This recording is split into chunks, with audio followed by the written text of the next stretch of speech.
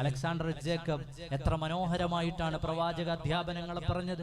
അതിന്റെ അങ്ങും ഇങ്ങും ചരിത്രത്തിന്റെ ചാരുതയുള്ള വർത്തമാനങ്ങളൊക്കെ ചേർത്ത് വെച്ചത് ആലോചിച്ചു നോക്ക്. അതെവിടെ നിന്നാണ്? തുറന്നു വായിച്ചെത്തിയപ്പോൾ കണ്ട പ്രവാചകർ. എന്നോട് സദസ്സിലിരുന്ന് 1-2 വിഷയങ്ങൾ അദ്ദേഹം പറഞ്ഞു. നബി സല്ലല്ലാഹു അലൈഹി വസല്ലമ തങ്ങളുടെ വ്യക്തിത്വത്തെ ചോദ്യം ചെയ്ത ഒരാളെ നേരിട്ട സംഭവമാണ് പറഞ്ഞത്. പ്രവാചകർ സല്ലല്ലാഹു അലൈഹി വസല്ലമ തങ്ങൾ എന്ന പ്രവാചകന് വേണ്ടി ഡിഫെൻഡ് ചെയ്തത് ഞാൻ ആലോചിച്ചു പോയി. കേരളത്തിന്റെ ജയിൽ DGP ആയിരുന്ന ഒരു മനുഷ്യൻ യൂട്യൂബിൽ വന്നിട്ട് ഇസ്ലാമിനെ കുറിച്ചൊരു വിവരവുമില്ലാതെ പ്രവാചകനെ അധിക്ഷേപിക്കുന്ന ഒരു മനുഷ്യനെ വിളിച്ചിട്ട്, നിന്റെ അധിക്ഷേപം നീ അവസാനിപ്പിക്കണം, നീ കരുതുന്നയാളല്ല മുഹമ്മദ് നബി എന്ന് പറയണമെങ്കിൽ ആ മനുഷ്യന്റെ ഉള്ളിലേക്ക് കയറിയ പ്രവാചകർ എത്രയാണ്? ആ പ്രവാചകരുടെ ജീവിതം എത്ര വലുതാണ്? ചരിത്രത്തെ വെച്ച് വായിച്ചു നോക്കൂ. പ്രവാചകർ സല്ലല്ലാഹു അലൈഹി വസല്ലമ തങ്ങളുടെ കാലത്ത് ന്യൂനപക്ഷങ്ങൾ ഉണ്ടായിരുന്നില്ലേ? ഉണ്ടായിരുന്നു. മദീനയിൽ ജൂതന്മാരായ ആളുകൾ ഉണ്ടായിരുന്നു, ക്രൈസ്തവരായ ആളുകൾ ഉണ്ടായിരുന്നു. അവർക്കിടയിലുള്ള ബന്ധം എങ്ങനെയായിരുന്നു? മനോഹരമായ ഒരു ചരിത്രം ലോകം പറഞ്ഞു തരുന്നുണ്ട്. പ്രവാചകർ മദീനയിലേക്ക് കടന്നു വന്നു സല്ലല്ലാഹു അലൈഹി വസല്ലം. അവിടെ ജീവിക്കുന്ന അവിടെ ഉണ്ടായിരുന്ന ജൂതന്മാരായ ആളുകളും അവരുടെ ഗോത്രങ്ങളും ന്യൂനപക്ഷങ്ങളായ ക്രൈസ്തവരും അവരുമായി ബന്ധപ്പെട്ടുള്ള ചലനങ്ങളും അവർക്കിടയിൽ പ്രവാചകർ ഒരു രഞ്ജിപ്പുണ്ടാക്കുകയാണ്, ഒരു ഒത്തുതീർപ്പിലെത്തിച്ചേരുകയാണ്. മദീന ചാർട്ടർ ലോക ചരിത്രത്തിൽ എഴുതപ്പെട്ടിട്ടുള്ള മനോഹരമായ ആദ്യത്തെ ഭരണഘടന എന്ന് വിളിക്കാൻ പറ്റുന്ന ഭാഗത്തിൽ നമുക്ക് ഈ ദേശത്തൊന്നിച്ചു കഴിയാം. പ്രവാചകർ സല്ലല്ലാഹു അലൈഹി വസല്ലം തങ്ങളുടെ നിർദ്ദേശമാണ് ഈ മദീനയിൽ ജൂതന്മാരായ നിങ്ങൾക്കും ക്രൈസ്തവരായ നിങ്ങൾക്കും മുസ്ലിങ്ങളായ ഞങ്ങൾക്കും ഒന്നിച്ചു കഴിയാം. നമുക്ക് സാഹോദര്യത്തോടെ ജീവിക്കാം. ആരെങ്കിലും നമ്മെ ആക്രമിക്കാൻ വരുന്നുവെങ്കിൽ നമുക്കൊന്നിച്ചവരെ നേരിടാം. അത് നമുക്കൊന്നായി ചേർന്നു നിന്നുകൊണ്ട് ഇവിടേക്ക് കടന്നു വരുന്ന ശത്രുക്കളെ പടികടത്താമെന്ന് ഒന്നിച്ചിരുന്ന് തീരുമാനമെഴുതുകയാണ്. പരസ്പരം കലഹങ്ങൾ വേണ്ട, പ്രശ്നങ്ങൾ വേണ്ട, ഏതെങ്കിലും തരത്തിലുള്ള അനീതികൾ ഉണ്ടാകേണ്ടതില്ല. ഇങ്ങനെ നീണ്ടുകിടക്കുന്ന മനോഹരമായ ഒരു സംവിധാനം രൂപപ്പെടുത്തുകയാണ്. നാം ആലോചിച്ചു നോക്കൂ. മുസ്ലിം സമുദായത്തിന് മറ്റേതെങ്കിലും സമൂഹങ്ങളുടെ ഇടയിൽ ജീവിക്കാൻ എന്തെങ്കിലും പ്രയാസങ്ങളുണ്ടോ? തീർച്ചയായുമില്ല. ലോകത്തെ വിവിധങ്ങളായ സ്ഥലങ്ങളിലേക്ക് പോവുകയും പ്രബോധനം ചെയ്യുകയും ചെയ്ത ഇസ്ലാമിന്റെ പ്രചാരകരായ സ്വഹാബിമാർ അവർ ഈ പാഠങ്ങളെ ഉൾക്കൊണ്ടവരാണ്. അവർ ചെന്ന ദേശങ്ങളിലൊക്കെയും മനുഷ്യരെ അവർ കൂട്ടിപ്പിടിച്ചവരാണ്. മാലിക് ഇബ്നു ദീനാർ നമ്മുടെ രാജ്യത്തേക്ക് പ്രബോധനത്തിന് വന്നവരാണ്. അവരായുധമണിഞ്ഞ് കലാപം നടത്തിയതിന്റെ ചരിത്രം നമുക്ക് ചരിത്രത്തിൽ വായിക്കാൻ കഴിയുകയില്ല. അങ്ങനെ ലോകതലത്തിൽ വിവിധങ്ങളായ ഇടങ്ങളിലേക്ക് പോയ മനുഷ്യർ അവരൊക്കെയും പകർത്തിയ പാഠങ്ങൾ അത് മദീനയുടെ പാഠമാണ്. നമുക്കൊന്നിച്ചു കഴിയാം. ഈ സ്ഥലത്ത് നമുക്കൊന്നായി ജീവിക്കാം. നമ്മുടെ നേരെ വരുന്ന പ്രശ്നങ്ങളെ നമ്മൾ ഒരു സമൂഹം എന്ന രീതിയിൽ അതിനെയെല്ലാം തുരത്തുന്നതിൽ നമുക്ക് ഒറ്റക്കെട്ടായി നിൽക്കാമെന്നുള്ള വലിയ സന്ദേശം പ്രവാചകർ സയ്യിദുനാ മുഹമ്മദുർ റസൂലുള്ളാഹി സ്വല്ലല്ലാഹു അലൈഹി വസല്ലമ തങ്ങളുടെ മദീന ചാർട്ടറിലൂടെ മനുഷ്യാവകാശ പ്രഖ്യാപനങ്ങളിലൂടെ ലോകത്തിന്റെ മുമ്പിലേക്ക് വരികയാണ്. പ്രവാചകർ വഫാത്താകുമ്പോൾ ലോകത്തുനിന്ന് വിട പറയുന്ന നേരത്ത് പ്രവാചകരുടെ പടയങ്കി ഒരു ജൂതനായ മനുഷ്യന്റെ വീട്ടിൽ പണയത്തിലായിരുന്നു. പ്രിയപ്പെട്ട സഹോദരങ്ങൾ, മനസ്സിലാക്കുവാനാണ്. ജൂതനായ ഒരു മനുഷ്യൻ, മദീനയിലെ ന്യൂനപക്ഷമായ ജൂതന്മാരുടെ കൂട്ടത്തിലുള്ള ഒരു മനുഷ്യന്റെ വീട്ടിൽ പ്രവാചകരുടെ പടയങ്കി പണയത്തിലാണ്. അതെന്റെ മദീനയിൽ മുസ്ലിങ്ങളിൽ സമ്പന്നരായ ആളുകളില്ലാത്തത് കൊണ്ടായിരുന്നു. അവിടെ ഉണ്ടായിരുന്നല്ലോ അബ്ദുറഹ്മാൻ ഇബ്നു ഔഫിനെ പോലെയുള്ളവർ, അവിടെ ഉണ്ടായിരുന്നല്ലോ ഉസ്മാൻ ഇബ്നു അഫ്ഫാൻ തങ്ങളെ പോലെയുള്ളവർ, അവിടെ ഉണ്ടായിരുന്നല്ലോ സാമ്പത്തികമായി വലിയ മേന്മയുള്ള പലരും റളിയല്ലാഹു തആല അൻ കുല്ലി വാഹിദിൻ മിൻഹും അജ്മഈൻ. എന്നാൽ അവരുമായിട്ടല്ല പ്രവാചകരുടെ ഡീൽ. അവിടെ ഉണ്ടായിരുന്ന ന്യൂനപക്ഷങ്ങളായ ജൂതന്മാരായ ആളുകൾ നേരെ തിരിച്ചും ചിന്തിച്ചു നോക്കൂ. മുസ്ലിങ്ങളുടെ നേതാവിന്റെ പടയങ്കി പണയത്തിൽ സ്വീകരിക്കാൻ അവിടെയുള്ള ജൂതന് യാതൊരു തടസ്സവും ഉണ്ടായിരുന്നില്ല, ഒരു ഭയവും ഉണ്ടായിരുന്നില്ല, ഒരു പേടിയും ഉണ്ടായിരുന്നില്ല. ഇത് എനിക്ക് തിരിച്ചു കിട്ടുമോ? ഇതിന്റെ പണം തിരിച്ചു ചോദിക്കാൻ എനിക്ക് കഴിയുമോ? അത് മുസ്ലിങ്ങളുടെ നേതാവാണല്ലോ. അവരുടെ പൗരപ്രമുഖരായ നേതൃസ്ഥാനങ്ങളിൽ ഏറ്റവും ഉന്നതിയിലുള്ളവർ.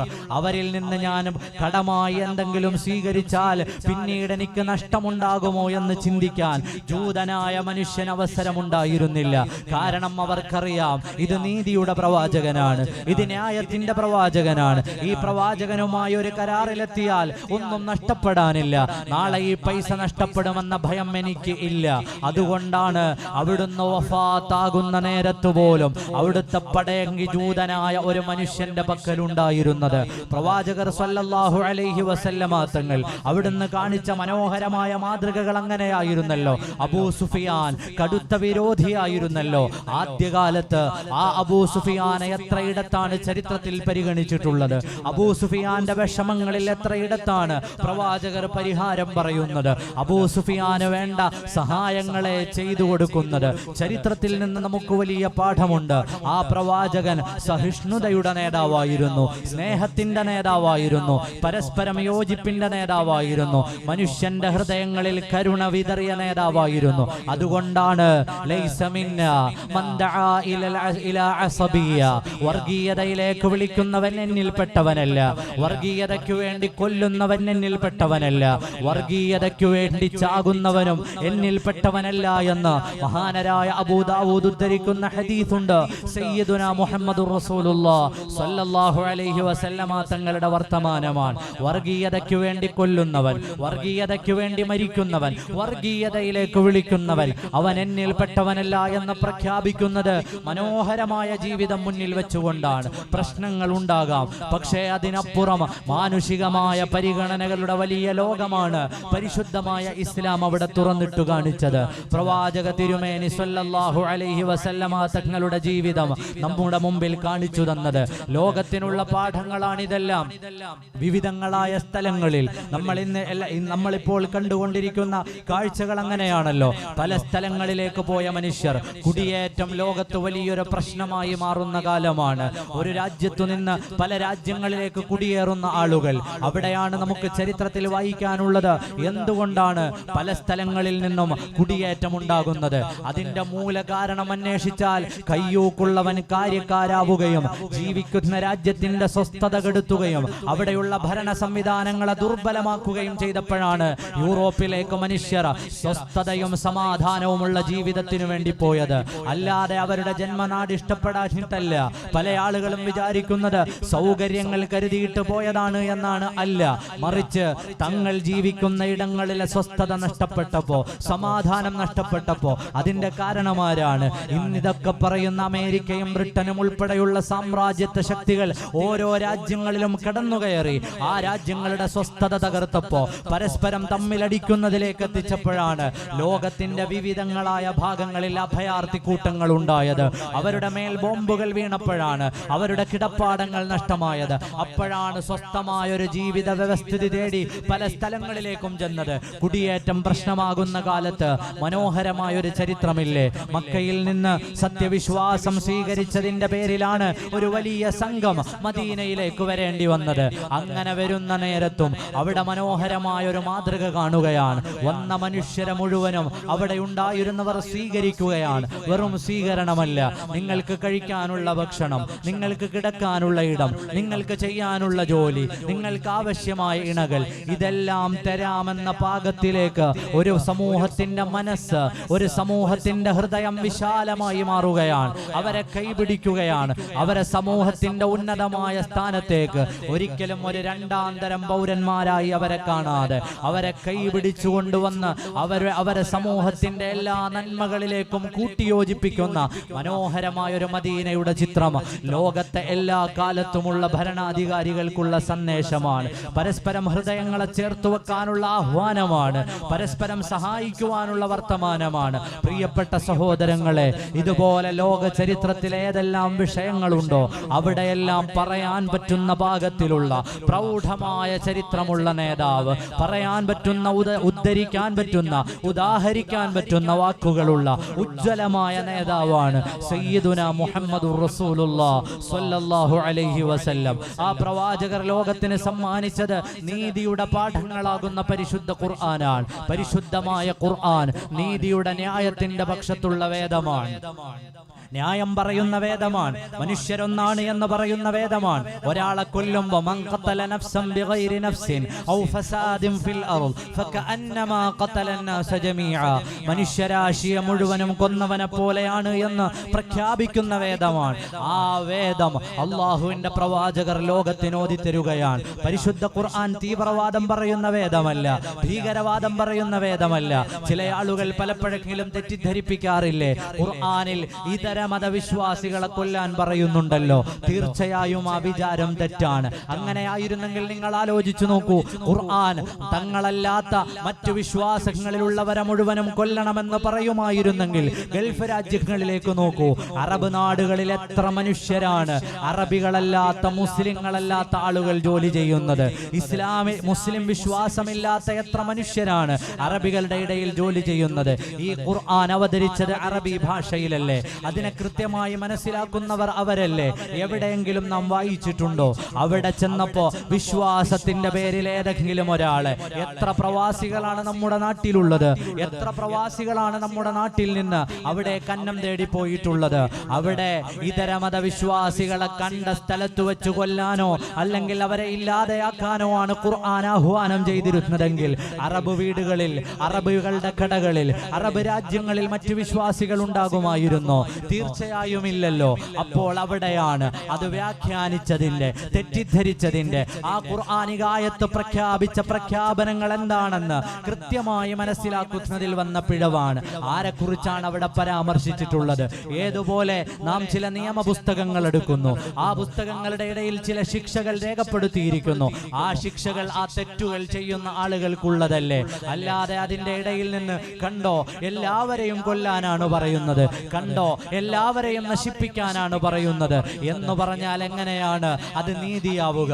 ഒരാൾ മാർഷൽ ആർട്സ് പഠിക്കുന്നു, അതുമായി ബന്ധപ്പെട്ട പുസ്തകം വായിക്കുന്നു, അതിന്റെ ഇടയിൽ ഒരാൾ തങ്ങളെ നേരിടാൻ വന്നാൽ അയാളെ എങ്ങനെ കൈകാര്യം ചെയ്യണമെന്ന്, എതിർഭാഗത്ത് ഒരാൾ ആക്രമിക്കാൻ വന്നാൽ എന്തു ചെയ്യണമെന്ന്, അയാളുടെ ഏതൊക്കെ ശാരീരിക ഭാഗങ്ങളിൽ മർദ്ദനമേൽപ്പിക്കണമെന്ന് അതിൽ പറയുന്ന ഭാഗങ്ങൾ എടുത്തിട്ട് കണ്ടോ എല്ലാവരെയും മർദ്ദിക്കാനാണ് പറയുന്നത്, എല്ലാവരെയും ശാരീരിക ഉന്മൂലനം ചെയ്യാനാണ് പറയുന്നത് എന്ന തരത്തിലേക്ക് വ്യാഖ്യാനിച്ചാൽ അതെങ്ങനെയാണ് നീതിയാവുക? അതുപോലെയാണ് പരിശുദ്ധമായ ഖുർആനിന്റെ അടരുകളിൽ നിന്ന് ചിലതൊക്കെ അടർത്തിയെടുത്തിട്ട് എല്ലാ മതങ്ങളെയും എല്ലാ മനുഷ്യരെയും കൊല്ലാൻ പറയുന്നു എന്ന് പറയുന്നവർ ശരിക്കും ഖുർആൻ അറിഞ്ഞവരല്ല. ലോകത്ത് ഇന്ന് വരെയുള്ള ഈ വ്യവസ്ഥിതിയെ കുറിച്ച് അവർക്ക് കൃത്യമായ ധാരണയില്ല. അതാണ് ഞാൻ പറഞ്ഞു വെച്ചത്. അതിനെ ഖുർആനിന്റെ ഒറിജിൻ, ഭാഷ അനുസരിക്കുന്ന ഭാഷ അവരുടെ ജീവിതമായിട്ടുള്ള, അത് അവരുടെ മദർ ടങ് ആയിട്ടുള്ള അറബികളായ ആളുകളുടെ ഇടയിൽ തന്നെ എല്ലാ വ്യത്യസ്ത മതവിഭാഗങ്ങളും ഒന്നിച്ചു ജീവിക്കുന്നില്ലേ പ്രിയപ്പെട്ട സഹോദരങ്ങളെ? അപ്പോൾ തെറ്റിദ്ധരിപ്പിക്കുകയാണ്, വെളിച്ചത്തിൽ നിന്ന് മനുഷ്യരെ തടയുകയാണ്. ആ വെളിച്ചം ലോകത്ത് മനോഹരമായ ചില ചരിത്രങ്ങൾ പറയുന്നു. പരിശുദ്ധ ഖുർആൻ അവസാന നാൾ വരെ വരുന്ന മനുഷ്യർക്കുള്ള വഴിയും വെളിച്ചവുമാണ്. ആ ഖുർആനിലെ സൂറത്തുൻ നിസാ എന്ന അധ്യായത്തിലെ 108 മുതൽ 115 വരെയുള്ള പരിശുദ്ധമായ ഖുർആനിലെ സൂറത്തുൻ നിസാ എന്ന അധ്യായത്തിലെ 8 ആയത്തുകൾ അവതരിച്ചത് ജൂതനായ ഒരു മനുഷ്യൻ നിരപരാധിയാണ് എന്ന് പറയാനാണ്. ജൂതനായ ഒരു മനുഷ്യൻ നിരപരാധിയാണ്. അയാൾ ചെയ്ത തെറ്റ്, ആ തെറ്റിനെ സമൂഹത്തിന്റെ മുമ്പിലേക്ക് കൊണ്ടുവന്ന് അയാളെ കൈകാര്യം ചെയ്യാൻ ഒരുങ്ങുമ്പോ അവിടെയാണ് പരിശുദ്ധമായ ഖുർആൻ അവതരിക്കുന്നത്. ആ മനുഷ്യന്റെ നിരപരാധിത്വം പറയാൻ വേണ്ടി അല്ലാഹുവിന്റെ കലാം ലോകത്തോട് സംസാരിക്കുകയാണ്. എന്തായിരുന്നു ആ സംഭവം? നമ്മൾ ചരിത്രത്തെ മുന്നിൽ വെച്ച് വായിച്ചു നോക്കൂ. 8 ആയത്തുകൾ അവതരിക്കുന്നു. ഖുർആനിലെ ആയത്തുകൾ ഖിയാമത്ത് നാൾ വരെ, അവസാന നാൾ വരെയുള്ള മനുഷ്യർക്ക് പാരായണം ചെയ്യാൻ പാകത്തിൽ, പഠിക്കാൻ പാകത്തിൽ, അവസാന കാലം വരെയുള്ള മനുഷ്യർക്കുള്ള വേദത്തിലെ 8 ആയത്തുകൾ ജൂതനായ ഒരു മനുഷ്യന്റെ നിരപരാധിത്വം പറഞ്ഞു തരുകയാണ്. അവിടെയാണ് നമ്മൾ ചരിത്രം കൃത്യമായി മനസ്സിലാക്കേണ്ടത്. അയാൾ നിരപരാധിയാണെന്ന് പറയാനുണ്ടായ സാഹചര്യം എന്താണെന്നറിയുമോ? മദീനയിലെ ഒരു വീട്ടിൽ ഒരു കളവ് നടന്നു. ആ കളവിന്റെ മോഷ്ടാവ് പിടിക്കപ്പെടുന്ന സാഹചര്യം വന്നപ്പോ കട്ട മുതൽ കൊണ്ടുപോയി അവിടുത്തെ ന്യൂനപക്ഷമായ ജൂതന്റെ വീട്ടിലേക്ക് ഉപേക്ഷിച്ചു. ജൂതനായ ഒരാളുടെ വീട്ടിലേക്ക് ഉപേക്ഷിച്ചു. എന്നിട്ട് അവരെല്ലാവരും കൂടി അയാളാണ് തെറ്റുകാരൻ, സാഹചര്യ തെളിവുകളൊക്കെ അയാൾക്കെതിരാണ്, അയാളെ വിചാരണ ചെയ്യണമെന്ന് പറഞ്ഞ് പ്രവാചകർ സല്ലല്ലാഹു അലൈഹി വസല്ലമ തങ്ങളുടെ മുന്നിലേക്ക് കൊണ്ടുവരികയാണ്. നബി സല്ലല്ലാഹു അലൈഹി വസല്ലമ തങ്ങൾ ആ മനുഷ്യന്റെ മുമ്പിൽ നിൽക്കുന്നു. അള്ളാഹുവിന്റെ പ്രവാചകർ സംഭവത്തിന്റെ നിജസ്ഥിതി എന്താണ് എന്ന് അന്വേഷിക്കുമ്പോഴാണ് അള്ളാഹുവിന്റെ കലാം അവതരിക്കുന്നത്. യാ റസൂലല്ലാഹ്, ഈ പറയുന്ന ആളുകളുടെ ഉള്ളിൽ ചില പ്രത്യേകമായ താല്പര്യങ്ങളുണ്ട് നബിയെ. ആ ജൂതനായ മനുഷ്യൻ നിരപരാധിയാണ്, അയാളുടെ ന്യായമുണ്ട്, അയാളുടെ നീതിയുണ്ട്, അയാളുടെ അവകാശമുണ്ട്, അതിന്റെ പക്ഷത്തു നിൽക്കൂ.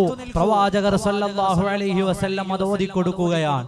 അവിടെയുള്ള ന്യൂനപക്ഷങ്ങളായ ജൂതന്മാർ ഈ വിഷയത്തിൽ എങ്ങനെയാണ് മുഹമ്മദ് നബി ഒരു തീരുമാനം പറയുക എന്ന് നോക്കി നിൽക്കുന്ന നേരത്താണ് പ്രവാചകർ സല്ലല്ലാഹു അലൈഹി വസല്ലമ തങ്ങൾക്ക് ഖുർആൻ അവതരിക്കുകയാണ്. ആ മനുഷ്യന്റെ നീതിയും ന്യായവും സംരക്ഷിക്കപ്പെടണം. പരിശുദ്ധമായ കലാം പറഞ്ഞു കൊടുക്കുകയാണ്, ജനങ്ങളോട് സംവദിക്കുകയാണ്. അയാളുടെ പക്ഷത്തു നിന്നുകൊണ്ടാണ് ഈ കേസിനെ വിധിക്കേണ്ടത്. അയാളിലാണ് നീതിയുള്ളത്, നന്മയുള്ളത്. ആലോചിച്ചു നോക്കൂ, ഏത് വേദത്തിലാണ്? അവസാന നാൾ വരെ വരുന്ന മനുഷ്യർക്കുള്ള വേദത്തിലാണ് ജൂതനായ ഒരു മനുഷ്യന്റെ നിരപരാധിത്വം പറയാൻ 8 ആയത്തുകൾ അത് അവതരിച്ചിട്ടുള്ളത്. ഇസ്ലാമിലെ പല നിയമങ്ങളും പറയാൻ 1-2 ആയത്തുകളല്ലേ വന്നിട്ടുള്ളൂ. ചില രാത്രികൾ, ചില ദിവസങ്ങളെ പറയാൻ 1-2 വിഷയങ്ങളല്ലേ വന്നിട്ടുള്ളൂ. 8 ആയത്തുകളിലൂടെ സവിസ്തരം ഒരു വിഷയത്തിന്റെ നീതിയും ന്യായവും ഖുർആൻ നമ്മുടെ മുമ്പിൽ പങ്കുവെക്കുകയാണ്. അതായിരുന്നു പ്രവാചകരുടെ ജീവിതം, അതാണ് അവിടുന്ന് പ്രബോധനം ചെയ്ത ഖുർആനും. നീതിയുടെ പക്ഷത്തല്ലാതെ നിൽക്കാൻ കഴിയുകയില്ല. അവിടെയാണ് വീണ്ടും നമ്മൾ വായിക്കേണ്ടത്, മുസ്ലിം സഹോദരങ്ങൾ എല്ലാ കാലത്തും ഈ നീതിയുടെ പക്ഷത്തായിരുന്നു. ആ നീതിയുടെയും ന്യായത്തിന്റെയും നന്മകളെ മുഴുവനും പൊളിച്ചു കളഞ്ഞുകൊണ്ടാണ് നമ്മൾ ഇന്ന് കാണുന്ന ജൂത സമൂഹം, സയനിസ്റ്റ് ഭരണകൂടങ്ങൾ ഗസയുടെ മേൽ, ഫലസ്തീനിന്റെ മേൽ അനീതിയുടെ കെട്ടഴിച്ചു വിടുന്നത്. ചരിത്രത്തിൽ എവിടെയെങ്കിലും മുസ്ലിം സഹോദരങ്ങളോ ഭരണാധികാരികളോ അനീതിയോടെ ജൂത സമൂഹത്തോട് വർത്തിച്ച ചരിത്രം നമുക്ക് വായിക്കാൻ കഴിയുകയില്ല. എല്ലാ കാലത്തും അവർക്ക് അഭയം കൊടുത്തത്. സ്പെയിനിൽ നിന്ന്, പോർച്ചുഗലിൽ നിന്ന് ജൂതന്മാർ പുറത്താക്കപ്പെട്ട സമയമുണ്ടായിരുന്നു. ജൂതന്മാരെ കണ്ടാൽ അത് ശകുനമാണ് എന്ന് കരുതിയിരുന്ന സമയമുണ്ടായിരുന്നു.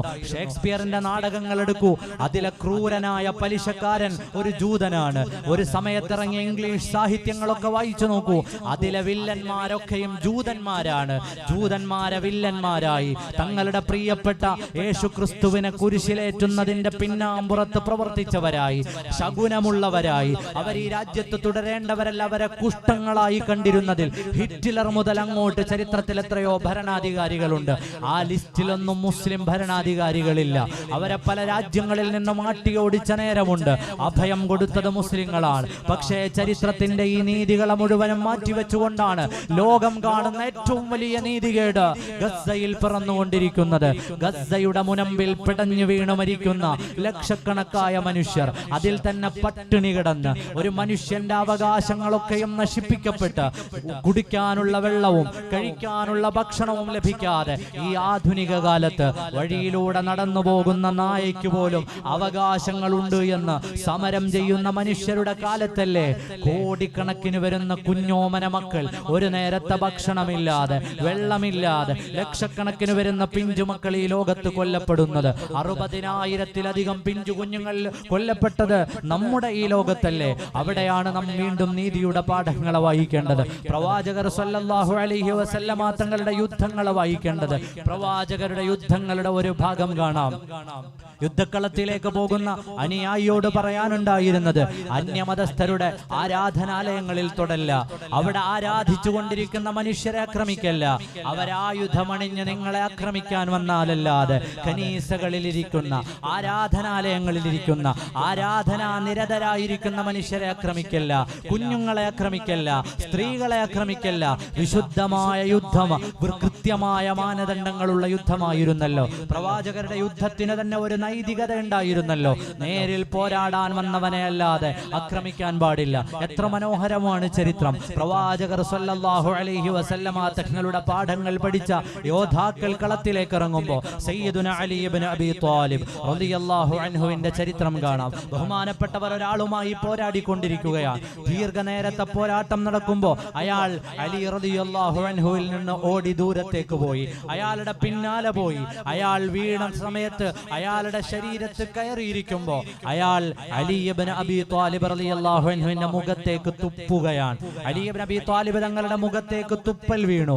ഉടനെ തന്റെ കയ്യിലുള്ള വാൾ ഉറയിലേക്ക് തിരിച്ചു നടന്നു വരികയാണ് അലി ഇബ്നു അബീ ത്വാലിബ് റളിയല്ലാഹു അൻഹു.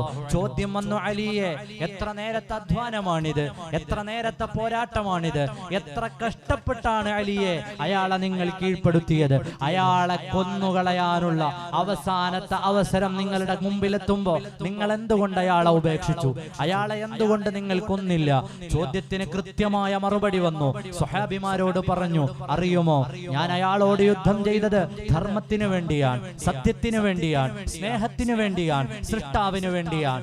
എന്നാൽ ഞാൻ അയാളെ പിന്തുടരുകയും അയാളുടെ ശരീരത്തേക്ക് ഞാൻ കയറിയിരിക്കുകയും ചെയ്യുന്നത് വരെ എന്റെ ഇന്റൻഷൻ അത് അള്ളാഹുവിന് വേണ്ടിയാണ്, അത് ദീനിന് വേണ്ടിയാണ്. എന്നാൽ അയാൾ എന്റെ മുഖത്തേക്ക് തുപ്പിയപ്പോ എന്റെ ഹൃദയത്തിൽ ഒരു വല്ലാത്ത വ്യക്തി ചിന്ത കടന്നു വന്നുപോയി. അയാൾ എന്നെ തുപ്പിയല്ലോ, ആ സമയത്ത് ഞാൻ എന്റെ ആയുധം ഉപയോഗിച്ചാൽ അവിടെ എന്റെ വ്യക്തിപരമായ വൈരാഗ്യമാണോ അല്ല മതപരമായ ആശയമാണോ മുന്നിൽ നിൽക്കുക? എനിക്ക് തോന്നി അപ്പോൾ ഞാൻ അയാളെ കൊന്നാൽ അതെന്റെ വ്യക്തിപരമായ വിഷയമായി മാറും, അത് ധർമ്മയുദ്ധത്തിന്റെ ലിസ്റ്റിൽ പെടുന്നതല്ല. ഞാൻ അതുകൊണ്ട് എഴുന്നേറ്റു. എന്റെ അധ്വാനം എത്ര നേരമുണ്ടെങ്കിലും എന്റെ ഇന്റൻഷൻ കൃത്യമാണ്. പ്രവാചകരുടെ പാഠത്തിനനുസരിച്ചല്ലാതെ ഞാൻ ആയുധമണിയുകയില്ല, ഞാൻ ആയുധമെടുക്കുകയില്ല. സയ്യിദുനാ അലി റളിയല്ലാഹു അൻഹുവിന്റെ വർത്തമാനമാണ്. പ്രിയപ്പെട്ട സഹോദരങ്ങളെ, ഇതായിരുന്നു അള്ളാഹുവിന്റെ പ്രവാചകർ ലോകത്തിന്റെ മുമ്പിൽ പഠിപ്പിച്ചത്.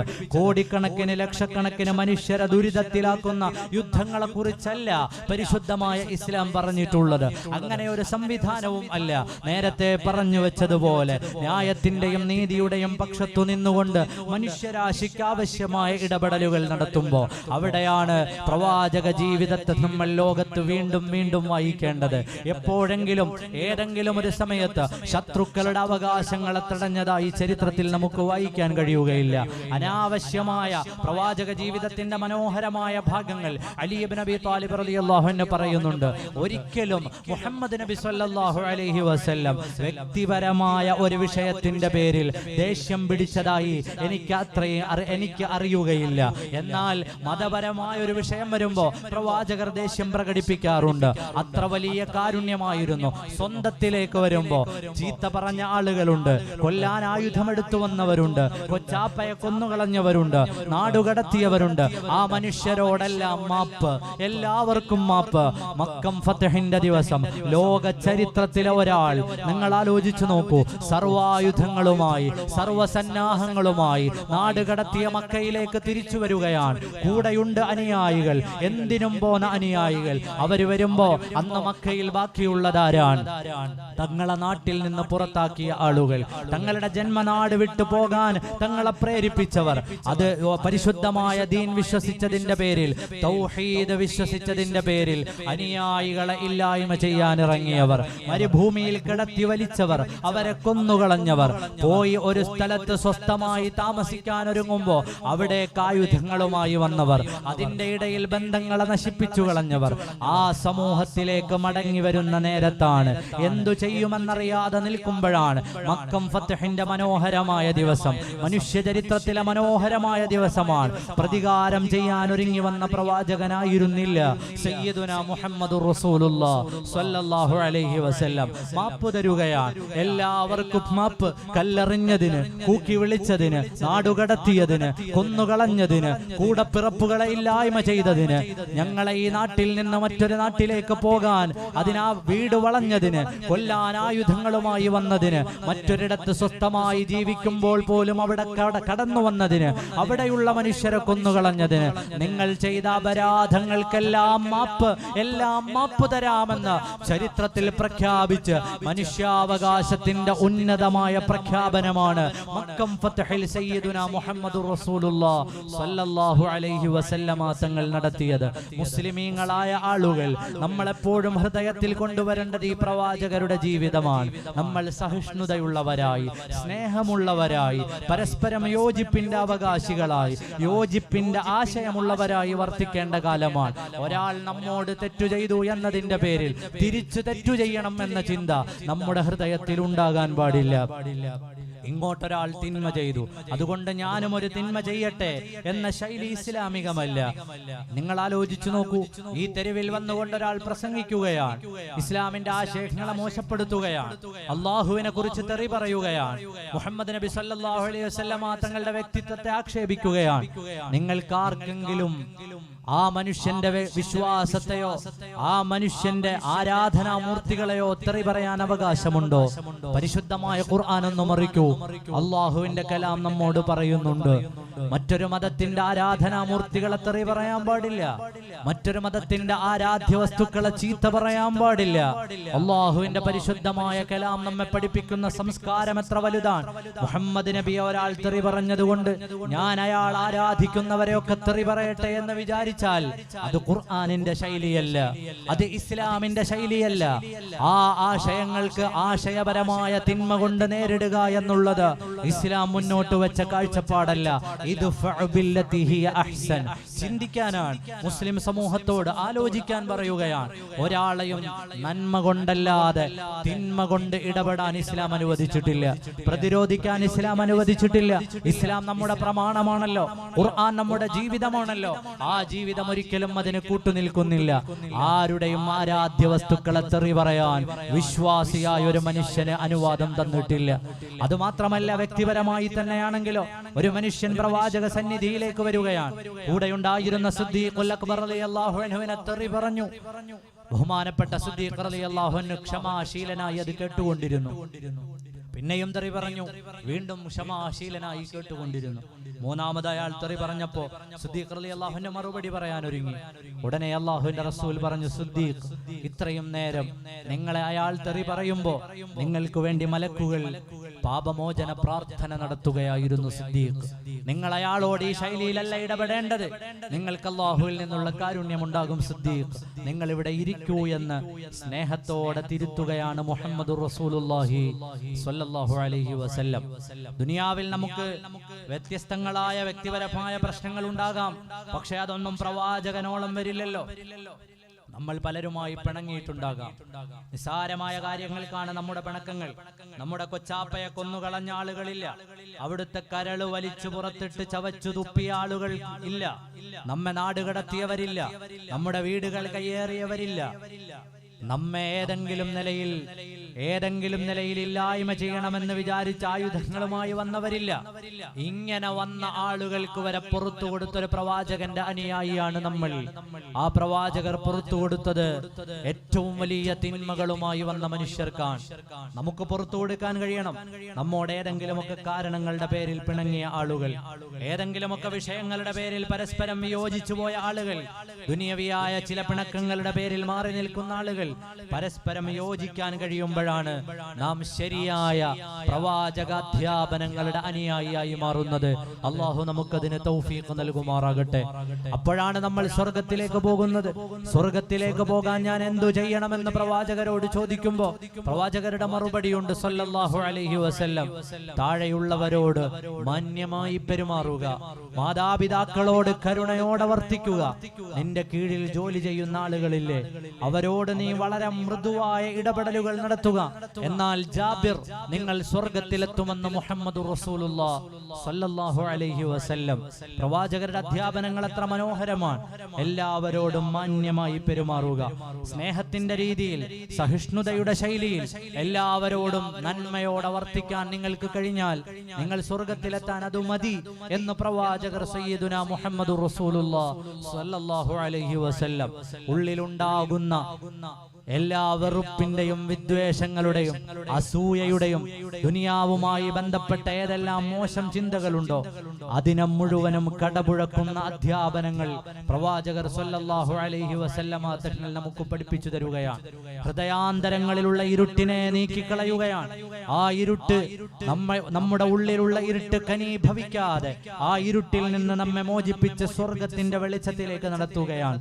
ഞാൻ എന്റെ വർത്തമാനം അവസാനിപ്പിക്കുകയാണ്. പ്രിയപ്പെട്ട സഹോദരങ്ങളെ, പരിശുദ്ധരായ പ്രവാചകർ സല്ലല്ലാഹു അലൈഹി വസല്ലമ തങ്ങളുടെ 1500ാമത്തെ മീലാദിന്റെ വേദിയിലാണ് നമ്മളുള്ളത്. എല്ലാ മനുഷ്യർക്കും ആ നബിയിൽ പാഠങ്ങളുണ്ട്. എല്ലാവർക്കും അവരിൽ മാതൃകയുണ്ട്. നിങ്ങൾ ഒരു കുട്ടിയാണോ? പ്രവാചകരിൽ നിങ്ങൾക്ക് മാതൃകയുണ്ട്. അൽ അമീൻ, സത്യസന്ധനായ മക്കയുടെ മലയിടുക്കുകളിൽ എല്ലാ തരത്തിലുമുള്ള അനാശ്വാസങ്ങളും നടക്കുന്ന കാലത്ത് വ്യക്തിശുദ്ധി കാത്തു സൂക്ഷിച്ച് നാവുകൊണ്ട് പോലും ഒരു കളങ്കമുള്ള വാക്കുവരാതെ ജീവിച്ച കുട്ടിയായ മുഹമ്മദുർ റസൂലുള്ളാഹി സ്വല്ലല്ലാഹു അലൈഹി വസല്ലം.